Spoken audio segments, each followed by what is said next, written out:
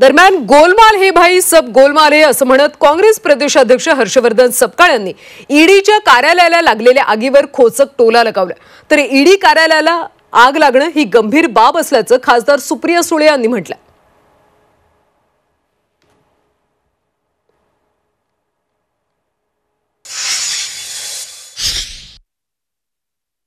सब गोलमाल है भाई सब गोलमाल है, सीधे रस्ते की ये टेढ़ी चाल है, सब गोलमाल है अशा म्हणण्याचा आज प्रसंग शेवटी आलाच आणि ईडीने आपले कार्यालय स्वतःचेच कार्यालय जाळून घेतले। गत 10 वर्षांमध्ये विरोधकांना जेरीस आणण्याकरता, विरोधकांचा आवाज दाबण्याकरता, विरोधकांना जेलमध्ये टाकण्याकरता, विरोधकांना पक्षांतर करण्याकरता बाध्य करण्यासाठी ईडी या कार्यालयाचा वापर झाला आणि आता कुठलेच पुरावे नाहीत हा कंगावा करण्याकरता आग लावून आता हे मोकळे झालेले आहेत। राजकीय कारस्थान कसं असतं याचा हा एक अत्यंत दृष्ट नमुना आहे।